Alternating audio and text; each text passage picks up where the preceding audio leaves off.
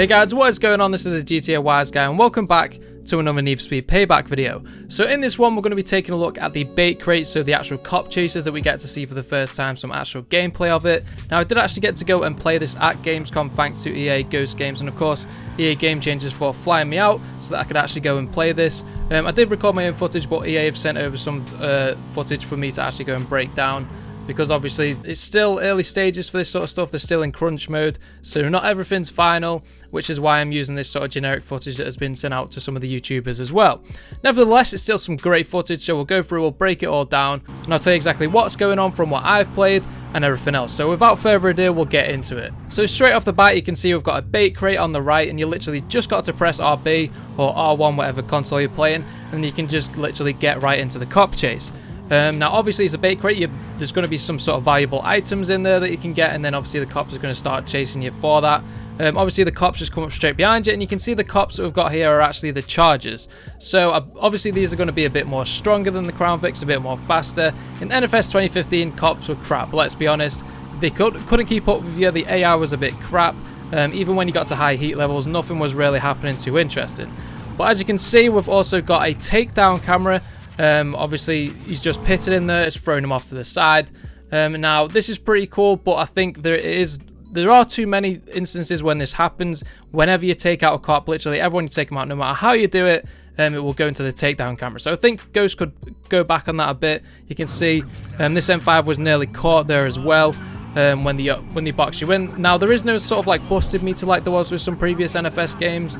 It's just sort of like how intense it gets. You can see the blue and red flashing lights on the actual screen, and you can see when we get to a checkpoint we also get the plus 28 seconds thing.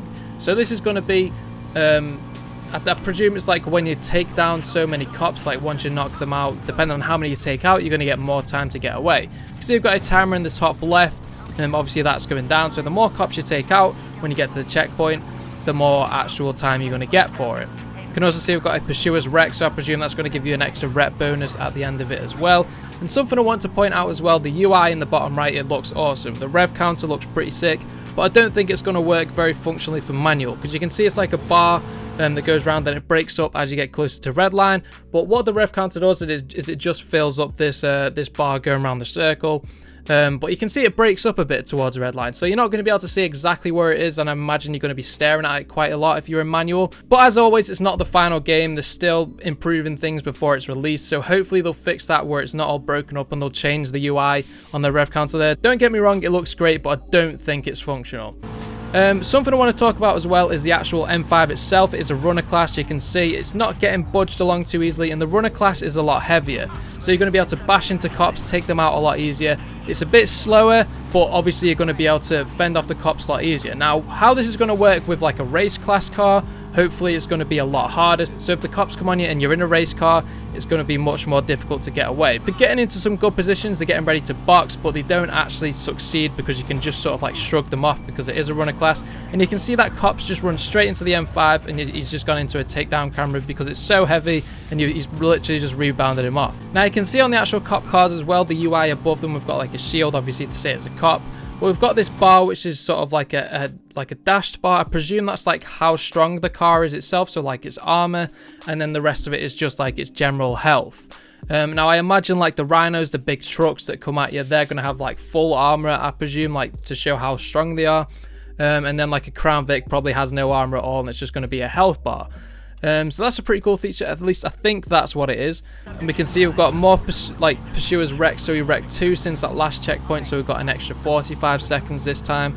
But something I want to mention as well is the actual AI themselves. You can see they're constantly keeping up, they're getting into box positions, and something as well, like when they come up to cars, they can just completely avoid them, and they can just shoot off to the left. Like you can see this truck coming up, he makes sure that the cop doesn't hit it, and he uses you like to push you out the way and make sure that it doesn't hit that car. Obviously it didn't avoid it that time because you were able to, or the player was able to push that cop into the actual car itself. Now for like a takedown like that, I don't think there should be like those instances with a takedown camera. You should just like get knocked off, and it should just say Pursuer wrecked rather than going into the takedown camera. Now something that I wanted in this game was the takedown camera going into slow-mo, seeing people wreck. But obviously with it being so frequent, I suppose, in cop chases, it kind of takes you out of it. So for like the cool ones, were like the one at the start where he pitted him and then he started to roll. That was like a cool one, so that would be a cool instance for the takedown camera to be there. To turn it on and off, something that I'm not sure I would want to see. I think it should always be there, but only for like the cool takedowns that you get. How Ghost will be able to measure that, I'm not too sure, but hopefully they'll be able to bring in something like that for release. Anyway, moving on, he's coming up to the last checkpoint now as well. You can see him doing a drift, and that's something as well, the physics. I know a lot of you guys have complained about that with my raw footage from the race. I'll go over that in a separate video. I think it's massively improved as well.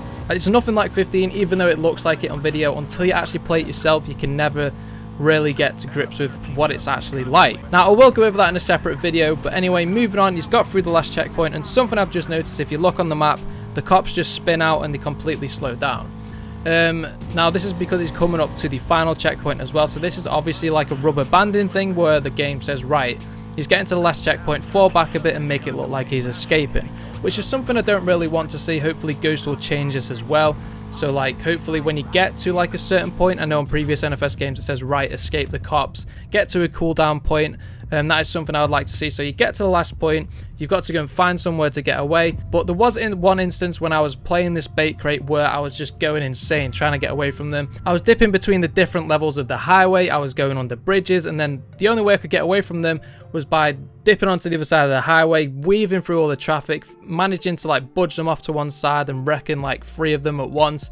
And then I had to go over like underneath this bridge, up a ramp and over onto like another highway, and then I finally got away from them without it actually doing this rubber banding thing where they actually fall back right at the end. So yeah, like I said, hopefully Ghost Games will implement something like that where it's not just rubber banding where they fall back, but something rather where you'll have to get to a cooldown point and just sit there and they won't be able to see and they'll just fly past, or something like that, to make it a bit more rewarding. It's not just going to be scripted where you're like, you know that if you do this bait crate and you've got enough time, you've wrecked enough coppers, you're just going to get away anyway. So yeah, nevertheless, still tons of great features in this. And you can see at the end, you got like 130k rep. Obviously, I don't know how much rep you need to get between the different levels.